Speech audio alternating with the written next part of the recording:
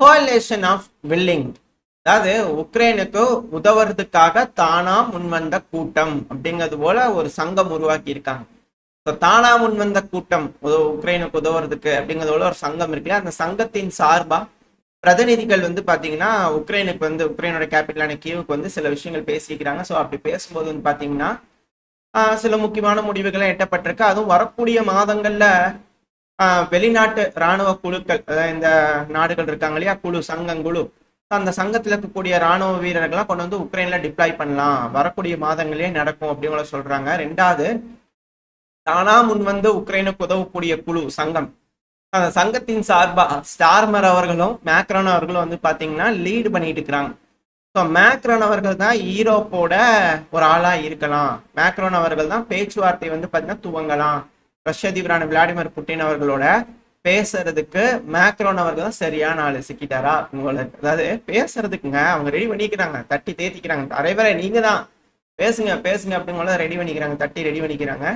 So Macron அவர்கள் இது எப்படி இருக்குன்னா பேச்சுவார்த்தை, அமெரிக்கா அல்லாத யூரோப்பியன் யூனியன் கூட யூரோப்பியன் யூனியனோட ரஷ்யா பேசுவாங்களா, உக்ரைன் அல்லாத அமெரிக்கா அல்லாத யூரோப்பியன் யூனியனோட ஒரு பேச்சுவார்த்தை இந்த குழுவோட தலைவர் சார்பா மேக்ரான் அவர்கள் பேசுவாரா அப்படின்ற கேள்விகள்லாம் வருது. ஸோ இதுக்கப்புறம் இவங்க ஒரு இனிஷியேட் பண்ணாலும் ஆச்சரியப்படுறதுக்குலாம். ஸோ இவங்க என்ன மாதிரியான இனிஷியேஷன் ரஷ்ய அதிபரான விளாடிமிர் புட்டின் அவர்கள் கிட்ட வைக்க போறாங்க அப்படின்லாம் வெயிட் பண்ணி பார்க்கலாம். ஏன்னா இவங்களுக்கு பவர் வேணும், உக்ரைன்ல எதுவும் இல்லை. ஸோ அதனால வாங்க எல்லாரும் உதவலாம் அப்படிங்கிறது போல உக்ரைனுக்கு ஒரு குழு சங்கத்தை சேர்த்துக்கிட்டு, இங்க பாருங்க நாங்க இத்தனை நாடுகள் இருக்கோம், இத்தனை நபர்கள் தானா முன் வந்து உக்ரைனுக்கு உதவுறதுக்கு ரெடியா இருக்கும், இது போல ஆயுதங்கள் இருக்கு, இது போல விமானங்கள் இருக்கு. அது மட்டும் இல்லாம ஜெர்மனி இருக்கிறாங்க இல்லையா, அவங்க வந்து சேட்டலைட் EU டெல்சாட்னு சொல்லிட்டு சேட்டலைட் இன்டர்நெட் கனெக்ஷன் வந்து ஸ்டார்லிங்க்கு பதிலாக அவங்க ஸ்டாப் பண்ணா கூட யூரோப்பே வந்து பாத்தீங்கன்னா இதுக்கு மேல இந்த சேட்டலைட் இன்டர்நெட் கனெக்ஷன் வந்து உக்ரைனுக்கு கொடுக்குமா. அது போல வந்து சீக்கிரட்டா ஃபண்ட் பண்ணிட்டு இருக்கிறாங்க நம்ம ஜெர்மனி. ஸோ அது கூடிய சீக்கிரத்துல வந்துருச்சு அப்படின்னா பண்ண ஆரம்பிச்சிருவாங்க. இதுக்கப்புறம் அதை மூலியமா உதவி பண்ண ஆரம்பிச்சாங்க. ஸோ இது போல பல விஷயங்கள். அது மட்டும் இல்லாம அழுத்தங்கள் அப்படிங்கிறது ஜெர்மனி அமெரிக்காக்கே கொடுக்க ஆரம்பிச்சிட்டாங்க. தங்கம் இருக்குல்ல, நாங்க வச்சுக்கிறோம்ல, உங்க ரூபாய் மதிப்புல, அதான் அவங்க நாட்டு டாலர் மதிப்பு வந்து இருக்கு, நல்லா இருக்கு அப்படிங்கிறதுல நாங்க எங்களோட தங்கத்தை கொண்டு வந்து உங்களுக்கு ரிசர்வா வச்சிருந்தோம் இல்லையா, போதும், ரேடு வார் அந்த வார் இந்த வார்னு வந்துருச்சு, இதுக்கு மேல எதுக்கு, போதும். அதனால 1200 டன் கோல்டு வந்து பாத்தீங்கன்னா உங்களோட ரிசர்வ்ல வச்சுக்கிறோம், கொண்டாங்க நாங்களே எடுத்துட்டு போய்க்கிறேன் எங்க ஊருக்கு அப்படிங்கிறது போல ஜெர்மனி தரப்பு வந்து கேட்டுக்கிறாங்க. கொடுத்துருவாங்களா அமெரிக்கா அப்படின்ற கேள்விகள் இருக்கு. அழுத்தங்கள் எல்லா தரப்புலையும் மாறி மாறி வச்சுக்கிட்டு இருக்காங்க. அமெரிக்கா டேரிஃப் எல்லா நாடுகளுக்கு அழுத்தங்கள் போடுறாங்க. இதுக்கு பின்னாடி பல காரணங்கள் இருக்கு. இது நம்ம செந்தில் டீகோஸ்ல பார்க்கலாம், தெளிவான ஒரு பதிவு போடுறோம் அந்த டைம்ல, இந்த எக்கனாமிக்கல் சார்பா இருக்கக்கூடிய விஷயங்கள் அதெல்லாம் நம்ம தெளிவா பார்க்கலாம். ஸோ இது போல எல்லாரும் மாறி மாறி அழுத்தங்கள் போட்டுக்கிறாங்க. இதுல யூரோப்புக்கு இப்ப பலம் வர ஆரம்பிச்சிருக்கு. ஏன்னா தானா முன் வந்து உதவக்கூடிய கூட்டம் சங்கம் அப்படி ஒன்று உருவாக்கி இருக்கிறாங்க இல்லையா. ஸோ அந்த சங்கம் வந்து பாத்தீங்கன்னா இப்ப பவரா இருக்கு. ஜெர்மனி அமெரிக்காக்கே அழுத்தம் போடுறாங்க. ரெண்டாவது சேட்டலைட் கனெக்ஷன் பெருமளவுல உக்ரைனுக்கு கொடுத்து உதவுறாங்க. அட் த சேம் டைம் வந்து பாத்தீங்கன்னா பிரான்ஸ் பெருமளவில் ரெடியா இருக்கிறாங்க, அதிகமான ஆயுதங்கள் மிராஜ் 2000 கொடுத்துக்கிறாங்க. ஸோ உக்ரைனுக்கு பெருமளவில் கொடுப்பாங்க. இதுக்கப்புறமா ராணுவ வீரர்களே உள்ள டிப்ளாய் பண்றதுக்காக பெருமளவில் முயற்சிகள் செஞ்சுக்கிட்டு இருக்காங்க. ஸோ பிரான்ஸ் இப்போ பேச்சுவார்த்தையை ஆரம்பிப்பாங்களா, பேசும்போது பெருசா அப்படியே பவர் இருக்கும் இல்லையா. ஸோ அந்த பவரோட போய் ரஷ்ய அதிபர் முன்னாடி உட்காந்து நாங்கள் இது போல உதவக்கூடாதுன்னு சொன்னா, இது போல பண்ணக்கூடாதுன்னு சொன்னா நீங்க இது போல செய்யாதீங்க அப்படிங்கிறது போல மிரட்டுவாங்களா ரஷ்ய அதிபர் அப்படிங்கிற கேள்வியெல்லாம் வருது. என்ன நடக்குது அப்படிங்கிறத வெயிட் பண்ணி பார்ப்போம். ஆனா ஏப்ரல் 4-5 உக்ரைனுக்கு நல்ல நாளே இல்லை, அதுவும் குறிப்பா மேற்குலக நாடுகளுக்கு நல்ல நாள் இல்லை அப்படிங்கிற பலரும் சொல்லிட்டு இருக்காங்க. அதுக்கான காரணம் என்னன்னா, ஏப்ரல் 4 ஒரு மிசைல் அட்டாக், அதுவும் இஸ்காந்தர் மிசைலை யூஸ் பண்ணி ப்ரிசைஸ்டா ஒரு ஸ்ட்ரைக் பண்ணிக்கிறாங்க கார்வேரியில ஒரு ஹோட்டல்ல.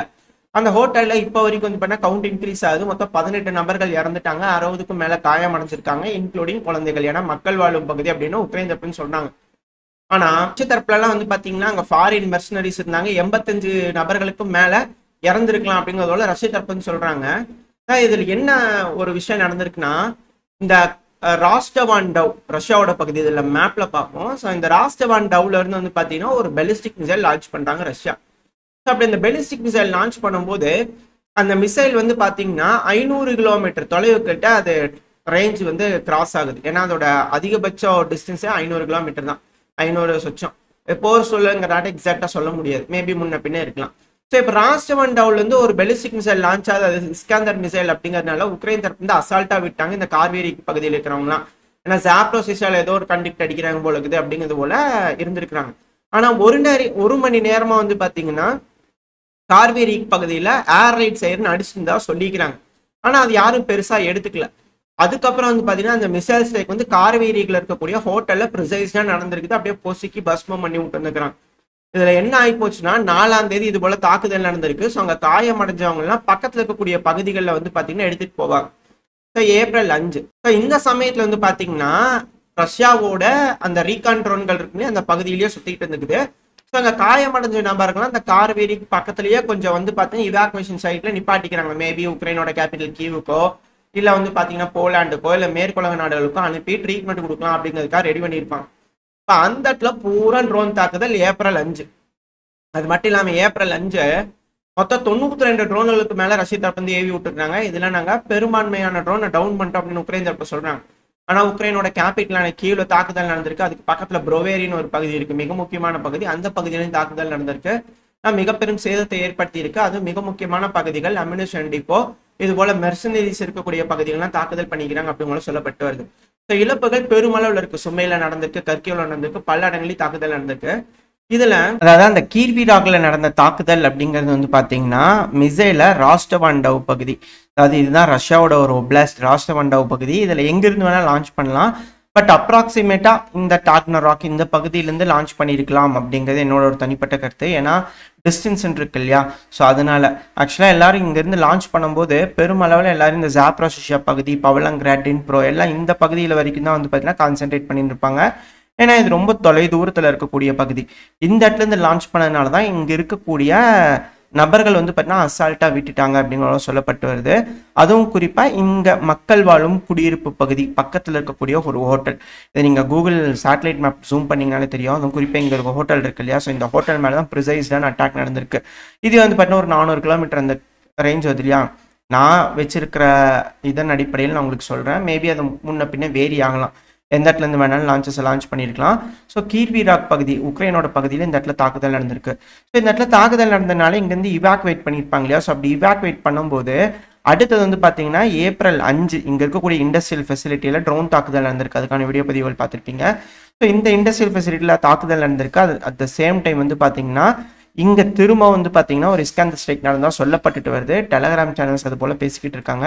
அது கூடவே இங்கேயும் வந்து பார்த்தீங்கன்னா புறநகரங்களில் ட்ரோன் தாக்குதல் நடந்தால் சொல்லப்பட்டு வருது, ஜிரான் ஸ்ட்ரைக். ஸோ இதனால மிக பெரும் அளவில் இழப்புகள் நடந்திருக்கு.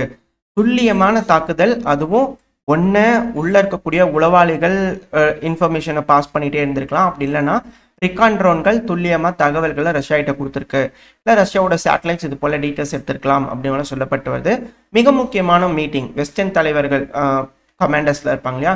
ஸோ அவங்க இங்கே அசம்பிள் ஆகிருக்காங்க. 85 நபர்களுக்கு மேலே இறந்துட்டாங்க அப்படிங்கிறது போல ரஷ்ய தரப்புன்னு சொல்கிறாங்க. ஆனால் இல்லைங்க, 18 சிவிலியன்ஸ் இறந்துட்டாங்க, 60க்கும் மேற்பட்ட சிவிலியன்ஸ் காயமடைஞ்சிருக்காங்க, இதில் குழந்தைங்களும் உட்பட அப்படிங்கிறத உக்ரைன் தரப்புன்னு சொல்கிறாங்க. எது எப்படியோ இருதரப்பில் சொல்லக்கூடிய கருத்துக்கள் உங்ககிட்ட கொடுத்தாச்சு. ஏன்னா அது மக்கள் வாழும் குடியிருப்பு பகுதி தான். அந்த வீடியோவை நம்மளுக்கு காமிச்சிருந்தாங்க இல்லையா, இந்த இதில் அட்டாக் பண்ண வீடியோ, அந்த ஜன்னல்லேருந்து எடுக்கக்கூடிய வீடியோ, அது வந்து பார்த்தீங்கன்னா சிவிலியன் கொடுக்கக்கூடிய வீடியோ தான். ஸோ இதை வச்சு பார்க்கும்போதே இங்கே தெரியும் இங்கே ஃபுல்லாகவே சிவிலியன் வாழும் கட்டடங்கள் அதிக அளவில் இருக்குன்னு சொல்லிட்டு. ஸோ மிக முக்கியமான ஒரு தாக்குதல் இந்த இடத்துல நடந்திருக்கு. இது மிக பெரும் அளவில் இழப்புகள் உக்ரைன் சந்திச்சிருக்கிறாங்க, அது கூடவே மேற்குலக நாடுகள் சந்திச்சிருக்கிறாங்க அப்படிங்கிற மாற்று கருத்து இல்லை. ஜெலன்ஸ்கி அவர்கள் வந்து பார்த்தீங்கன்னா இப்போ பெருமளவில் பேசுறாங்க. இங்கே பாருங்க, அமைதி பேச்சுவார்த்தை அப்படிங்கிற சொல்றீங்க, எனக்கு ஒன்றும் பயம் இல்லை. அமெரிக்கா இருந்தும் சரி, அமெரிக்கா இல்லாமையும் சரி, யூரோப் இருந்தும் சரி, யூரோப் இல்லாமையும் சரி, ஒரு பெலிஸ்டிக் மிசைல் முன்னாடியா போய் நீங்க அமைதி பேச்சுவார்த்தை செய்ய சொல்றீங்க? பிரச்சனையெல்லாம் முடிச்சுட்டு வந்தாங்கன்னா நம்ம பேசலாம், அதுதானே நியாயமா இருக்கும். இது என்ன சும்மா சும்மா எடுத்து தாக்குதல் பண்ணி இந்த மாதிரி பண்ணிட்டு இருந்தாங்கன்னா தீவிரவாத நடவடிக்கை பண்ணிட்டு இருக்கிறவங்கிட்ட போய் நம்ம பேசிட்டு இருக்க முடியுமா அப்படிங்கிறது போல ஜெலன்ஸ்கி அவர்கள் வெகுண்டெழுந்திருக்கிறாரு. இந்த சமயத்துல வந்து பாத்தீங்கன்னா இருக்கக்கூடிய சிக்கல் என்ன, ரஷ்யாவுக்கும் உக்ரைனுக்கும் இருக்கக்கூடிய பேச்சுவார்த்தையில சிக்கல் என்ன அப்படிங்கிறத உக்ரைனோட மீடியாக்களே வந்து பாத்தீங்கன்னா தெளிவுபடுத்தி இருக்கிறாங்க. அதாவது இதுக்கு முன்னாடி பெட்ரோ பொரோஷென்கோ அவர்கள் வந்து பாத்தீங்கன்னா உக்ரைனோட அதிபரா இருந்தார். அவர் இந்த காலகட்டத்துல வந்து பாத்தீங்கன்னா நேட்டோல நம்ம சேரலாம், அது நம்ம அரசியல் சாசனப்படி அது கரெக்ட் அப்படிங்கிற ஒரு சட்டத்தை கொண்டு வந்துட்டார். இப்ப பெட்ரோ பொரோஷென்கோ அவர்கள் போயிட்டு அதுக்கப்புறம் ஜெலன்ஸ்கி அவர்கள் வந்திருக்கிறாரு. ஜெலன்ஸ்கி அவர்கள் வந்து இருக்கிற சட்டத்தை தான் நான் ஃபாலோ பண்றேன், அப்படிங்கும்போது ஜெலன்ஸ்கி அவர்கள் அவரு சொல்லிட்டு இருக்கிறார், சட்டத்தை தான் ஃபாலோ பண்றேன், நான் கொண்டு வந்த சட்டம் அல்லாது இருக்கிற சட்டத்தை நான் ஃபாலோ பண்றேனுங்க, அதுல என்ன தப்பு, எங்க நாட்டு சட்டம் அது நாங்க ஃபாலோ பண்றோம் அப்படிங்கல அவரு இப்ப நாட்டோட சேருவேன் பண்ணுவேன் பிடிப்பேன் அப்படிங்கிற இவர் இருக்கிறாரு. அதாவது 2019 வந்து பாத்தீங்கன்னா உக்ரைனோட பார்லிமெண்ட் இந்த ராடா இருக்கு இல்லையா, அந்த வந்து ஒரு சட்டம் கொண்டு வராங்க நாட்டோட சேர்த்துக்கலாம்னு சொல்லிட்டு. ஸோ அந்த சட்டத்தை வந்து இப்போ உக்ரைன்ல இருக்கிறதுனால இப்போ அது சிக்கலா இருக்கு. இப்ப யார் அந்த சட்டத்தை விளக்குறது அப்படிங்கிறது. இப்ப ரஷ்யா என்ன கேட்கறாங்கன்னா, இந்த சட்டம் போட்டிருக்கீங்க நாட்டோட சேர்றேன்னு, இப்ப நாளைக்கு ஒரு அதிபர் வருவாரு, நாங்களும் திரும்பி நாட்டோட சேர்றேன்பாங்க, அது எப்படி அப்படிங்கிறது உள்ள இருக்கு இல்லையா. நாட்டோட சேர மாட்டேன்னு ஒரு சட்டம் போடுங்க அப்படிங்கிற ரஷ்யா கேட்டாலும் ஆச்சரியப்படுதுல. ஆக்சுவலா நாட்டோட சேரக்கூடாது, அதான் ரஷ்யாவுக்கு வேணும் இல்லையா. ஸோ இப்ப இருக்கக்கூடிய அழுத்தங்களின் அடிப்படையில பேச்சுவார்த்தைக்கு போகணும் அப்படின்னா அந்த சட்டத்தை எடுக்கணும், யாருக்கு அதிகாரம் இருக்கு. ஏன்னா இப்ப ஜெலன்ஸ்கி அவர்களே அவங்க லீகல் இல்லை அப்படிங்கிற ரஷ்யா தரப்பு சொல்றாங்க, மார்ஷல் லா கொண்டு வந்து நீங்க எக்ஸ்டெண்ட் பண்ணிட்டு இருக்கிறீங்க. ஸோ உக்ரைன்ல ஒரு எலெக்ஷன் வச்சு அந்த இடத்துல புது அதிபராக வர அந்த அதிபர் மக்களால் தேர்ந்தெடுக்கப்பட்டவர், எந்த டிஸ்பியூட் இல்லாமல் வந்து அதை ஏத்துக்கிட்டாங்க அப்படின்னா மெஜாரிட்டியோட வராங்கன்னா ஒரு சட்டம் கொண்டு வரணும்.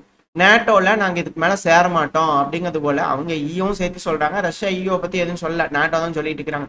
ஸோ இது போல ஈயூவா இருக்கட்டும் நேட்டோவா இருக்கட்டும் இதுக்குள்ள நம்ம சேர மாட்டோம் அப்படிங்கிறது போல அந்த சட்டத்தை வந்து நம்ம ரிவோக் பண்ணலாம் அப்படிங்கிறது போல பண்ணாதான் அது லீகலா இருக்கும், நாங்கள் அக்செப்ட் பண்ணிக்கோம் அப்படின்னு ரஷ்யா தரப்ப சொல்றாங்க.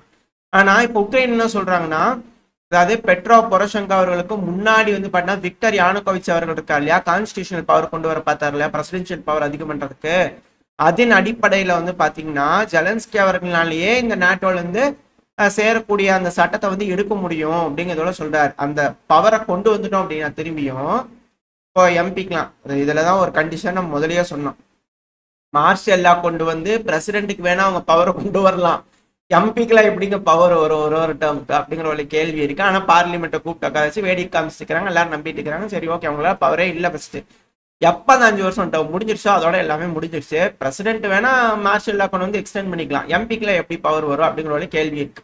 எது எப்படியோ இப்போ அது போல ஒரு சட்டம் வந்து பிரசிடென்ட்டுக்கு அதிகமான பவர் கொடுத்தோம்னா அந்த சட்டத்தை வெளியெடுத்தரலாம் அப்படிங்கிற சொல்றாங்க. இது உக்ரைனோட எம்பி வந்து பாத்தீங்கன்னா இதை வந்து கொண்டு வந்திருக்காங்க, இந்த சட்டம் இதை பண்ணலாம் அப்படிங்கிற ஒரு கொடுத்துருக்காங்க சேனலுக்கு இன்டர்வியூ கொடுக்கும்போது. ஸோ அதை நான் டிரான்ஸ்லேட் பண்ண உங்களுக்கு வச்சிருக்கேன், அந்த சைடில் ஒரு சின்ன இமேஜ் மாதிரி இருக்குல்லையா, அதுதான் அந்த சேனல் தான் வந்து பார்த்தீங்கன்னா அதை பண்ணியிருக்காங்க, பப்ளிஷ் பண்ணிட்டு இருக்காங்க இது போல விஷயம் இருக்குன்ட்டு. ஆனால் இது ரஷ்யா ஒத்துக்குவாங்களா, இது போல சிக்கல் இருக்கிறதுனால தான் பேச்சுவார்த்தைக்கு மிகப்பெரும் அளவில் தடங்களாக இருக்கு. அந்த சட்டங்கள் எல்லாத்தையுமே வந்து ரிவாக் பண்ணால் அதுக்கு எலெக்ஷன் நடந்தாகணும், அதுக்கான வேலைகளில் யூரோப்பியன் யூனியன் இறங்குமா, உக்ரைன்ல ஒரு எலெக்ஷனை கொண்டு வந்து ஜெலன்ஸ்கி அவர்களோ இல்லை திரும்பவும் ஜெலன்ஸ்கி அவர்களுக்கு பதிலாக வேற யாராச்சும் ஒருத்தவங்க இன்ஸ்டால் பண்ணி இந்த சட்டத்தெல்லாம் எடுத்தாதான் இந்த பிரச்சனை முடிவு வரும். அது வரைக்கும் இந்த ரஷ்யா உக்ரைன் பிரச்சனை தொடர்ந்து நடந்துகிட்டு தான் இருக்கும். ஏன்னா கமெண்ட் செக்ஷன் ஒருத்தங்க கேள்வி கேட்டீங்க இல்லையா, இனி எத்தனை நாளைக்கு நடக்கலாம் அப்படிங்கிறது போல எனக்கு தெரிஞ்ச இன்னும் ஒரு 6-7 மாசத்துக்கு மேல வரைக்கும் நடக்கலாம். இந்த வருஷத்தோட இறுதி வரைக்கும் இல்லைன்னா அடுத்த வருஷத்தோட இறுதி வரைக்குமே நடக்கிறதுக்கு வாய்ப்பு இருக்கு இந்த ரஷ்யா உக்ரைன் பிரச்சனை பொறுத்த வரைக்கும். ஏன்னா எலெக்ஷன் வரணும், அது யூரோப்பியன் யூனியனோட கட்டுப்பாட்டுக்குள்ள இந்த உக்ரைன் வரணும். ஏன்னா ஜெலன்ஸ்கி அவர்களுக்கோ இல்லை ஜெலன்ஸ்கி அவர்கள் மாதிரி சிந்தனை இருக்கக்கூடிய ஒரு நபர் ஜெயிச்சாங்கன்னா தான் இருக்கக்கூடிய சூழ்நிலை இருந்தாதான் எலெக்ஷன் வைப்பாங்க மேற்குலக நாடுகள், ஏன்னா அவங்களோட கட்டுப்பாட்டுக்குள்ள தான் இருக்கு.